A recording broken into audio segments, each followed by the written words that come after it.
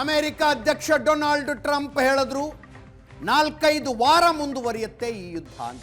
ಇವತ್ತಿನ್ನು 6ನೇ ದಿವಸ. ಅದರ ಅರ್ಥ ಕನಿಷ್ಠ 3 ವಾರ ಇನ್ನು ಮುಂದುವರಿಯುತ್ತೆ. ಅಷ್ಟಕ್ಕೂ ಈ ಯುದ್ಧದ ಗೋಲ್ ಏನು, ಉದ್ದೇಶ ಏನು? ರೆಜಿಮ್ ಚೇಂಜ್, ನಾಯಕತ್ವ ಬದಲಾವಣೆ. ತಮ್ಮ ಮಾತು ಕೇಳಿಕೊಂಡಿರುವ ನಾಯಕನೊಬ್ಬನನ್ನ ಇರಾನಿನ ಸಿಂಹಾಸನದಲ್ಲಿ ಕೂರಿಸುವುದು.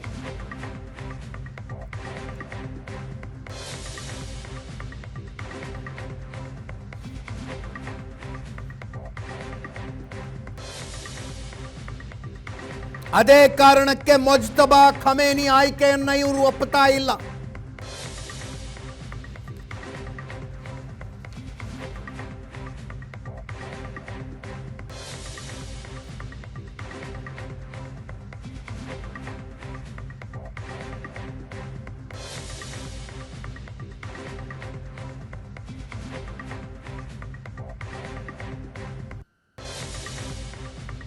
ಇಸ್ಲಾಮಿಕ್ ಆಡಳಿತವನ್ನ ಕೊನೆಗಾಣಿಸಿ ಪ್ರಜಾಪ್ರಭುತ್ವ ಸರ್ಕಾರ ತರಬೇಕು ಅನ್ನುವ ಉದ್ದೇಶ ಇದ್ದಂಗೆ ಕಾಣಿಸ್ತಾ ಇದೆ.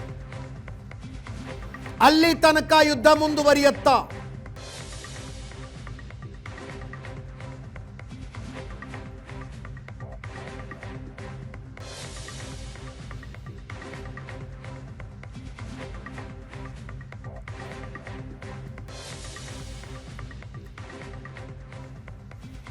ಅಮೆರಿಕ ಇಂಥ ಅನೇಕ ದುಸ್ಸಾಹಸಗಳನ್ನು ಜಗತ್ತಿನಾದ್ಯಂತ ಮಾಡಿದೆ. ರೆಜಿಮ್ ಚೇಂಜ್ಗಳನ್ನು ಮಾಡಿದೆ. ಆ ಯಾವ ದೇಶದಲ್ಲಿಯೂ ಶಾಂತಿ ಸ್ಥಾಪನೆಯಾಗಿಲ್ಲ. ಅಮೆರಿಕ ವಿರುದ್ಧದ ದ್ವೇಷ ಆ ದೇಶಗಳಲ್ಲಿ ಕಡಿಮೆ ಆಗಿರಬಹುದು ನಾಯಕನ ಬದಲಾವಣೆಯಿಂದ.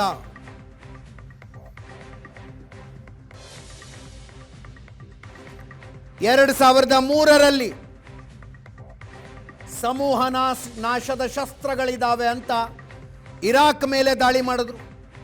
2006ರಲ್ಲಿ ಸದ್ದಾಂ ಹುಸೇನನ್ನು ಹಿಡಿದು ನೇಣಿಗಾಕಿದ್ರು. 2011ರಲ್ಲಿ ಇರಾಕಿನಿಂದ ಅಮೆರಿಕದ ಸೈನ್ಯ ವಾಪಸ್ ಬಂತು. ಇರಾಕ್ನಲ್ಲಿ ಅಂತರ್ಯುದ್ಧ ಶುರು. ಐಸಿಸ್ ಸ್ಥಾಪನೆಗೊಂಡಿತು. ಈಗಲೂ ದಿನನಿತ್ಯದ ರಕ್ತಪಾತ ನಡೀತಾ ಇದೆ.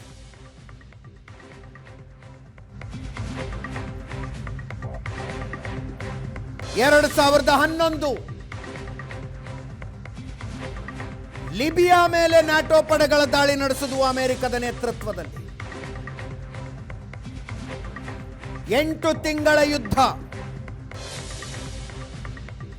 ಲಿಬಿಯಾದ ಸರ್ವಾಧಿಕಾರಿ ಮೊಹಮ್ಮದ್ ಗಡಾಫಿಯನ್ನ ಹಿಡಿದು ಹತ್ಯೆ ಮಾಡಿದ್ರು.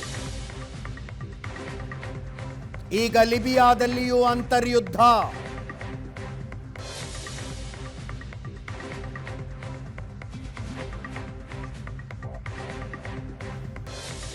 ಅಫ್ಘಾನಿಸ್ತಾನವನ್ನು ನಾವು ನೋಡಿದ್ದೀವಿ.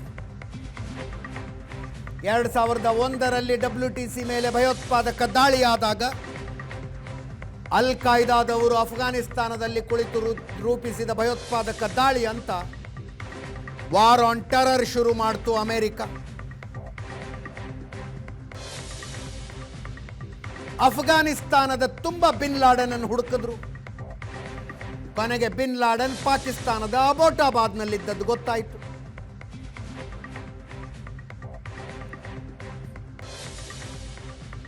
ಪಾಕಿಸ್ತಾನಕ್ಕೆ ಹೋಗಿ ಬಿನ್ ಲಾಡೆನ್ ಅನ್ನು ಹೊಡೆದು ಬಂದರು. 20 ವರ್ಷ ಅಫ್ಘಾನಿಸ್ತಾನದಲ್ಲಿದ್ದು ಅಮೆರಿಕ ಸೇನೆ ವಾಪಸ್ ಬಂತು. ಯಾವ ತಾಲಿಬಾನ್ ವಿರುದ್ಧ ಹೋರಾಡಿ ನಾರ್ದರ್ನ್ ಅಲಯನ್ಸ್ ಸರ್ಕಾರವನ್ನು ಅಮೆರಿಕ ಪ್ರತಿಷ್ಠಾಪಿಸಿತ್ತು, ಈಗ ಮತ್ತೆ ಅದೇ ತಾಲಿಬಾನಿ ಆಡಳಿತ ಅಫ್ಘಾನಿಸ್ತಾನದಲ್ಲಿ.